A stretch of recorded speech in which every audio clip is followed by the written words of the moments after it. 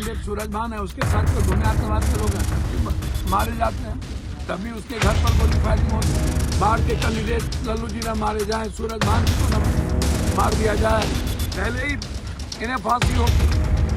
पिंटू हत्याकांड के बाद हमारे लोगों ने ही पैसे लेके कमरबाज कर लिया। आप बताइए ना, जंगल राज 19 साल 20 साल पहले का बात आप करते हैं।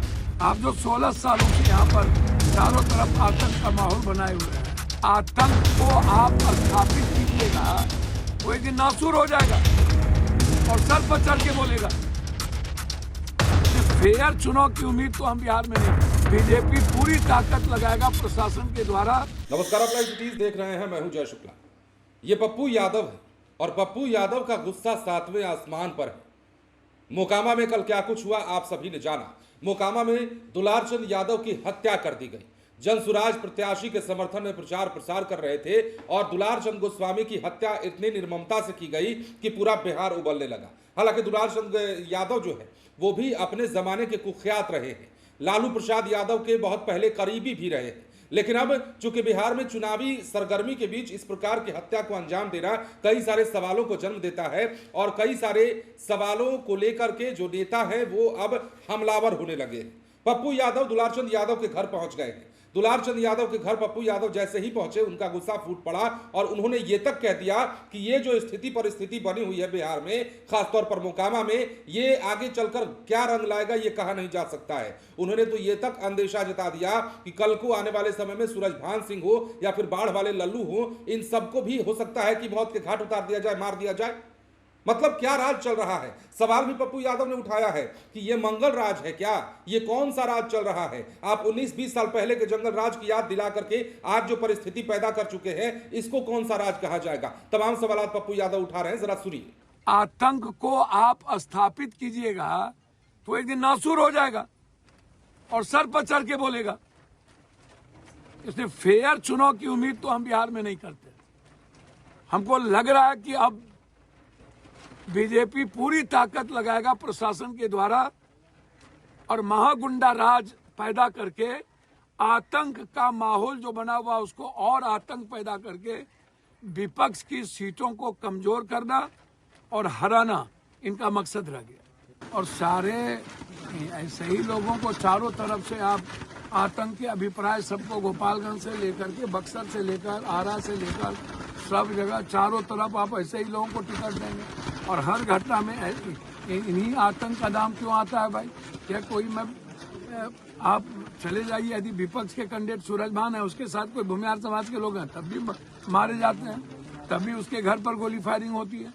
कोई एक ही जाति की बात है। अब यादव को टारगेटेड एक बार थोड़े यहाँ पर किया गया, महतो को, बिंद को या भानु को एक बार थोड़े टारगेटेड किया गया। तो लगातार हमला हो ही रहा है। बार्सलीगंज में हुआ, यहाँ हुआ, गया में हुआ, हमला तो चारों तरफ से हो रहा है। इसको कौन सा राज आप कहिएगा?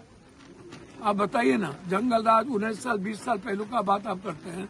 आप जो 16 सालों से यहाँ पर चारों तरफ आतंक का माहौल बनाए हुए हैं, लोगों के जिंदगी जीने का अधिकार छीन लिए हैं, पूरा का पूरा प्रशासन के संरक्षण में चारों तरफ से कवर्ड रहता है और मार करके जा करके पूरे मजे लेता है और स्पीच देता है। जानवर से बदतर जिंदगी मारा गया दुलारचंद जी। आखिर गुनाह क्या था दुलारचंद जी का भाई कि आम लोगों के लिए जीते थे? हम तो 80 से इस व्यक्ति को जानते हैं। मेरा रिश्ता रहा है, व्यक्तिगत रिश्ता रहा है। क्या किसी कैंडिडेट को मदद करना, किसी कैंडिडेट के बारे में बोलना और किसी कैंडिडेट के गलत तरीके के बारे में बोलना क्या मौत का कारण बन जाए? और घसीट के मारिए, गाड़ी चढ़ा के मारिए और उसके बाद कह दीजिए कि एक्सीडेंट हो जाए। उसके बाद पैर में गोली मारा गया, दोनों गाड़ी पर गाड़ी चढ़ा दी गई। तो इतना बड़ा आतंक, हर घटना में एक ही आतंक का नाम क्यों आता है भाई? जितनी घटना घटे एक ही नाम और उल्टे प्रशासन जाकर के विपक्ष के कैंडिडेट, जो विपक्ष के लोग हैं, जो समाज में काम करता है, उसको फंसाओ, उसको भगाओ। हमें तो डर है कि आगे कई घटना न घटे, बाढ़ के कैंडिडेट लल्लू जी न मारे जाएं, सूरज भान जी को न मार दिया जाए। ये क्या होगा कहना मुश्किल है। हालात अच्छे नहीं हैं। चुनाव आयोग से भी आप अपेक्षा नहीं कर सकते हैं।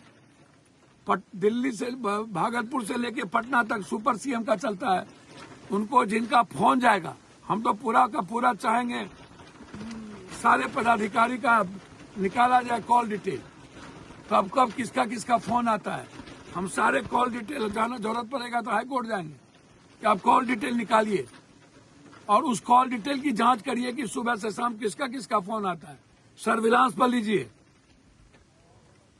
सारे अपराधियों को संरक्षण,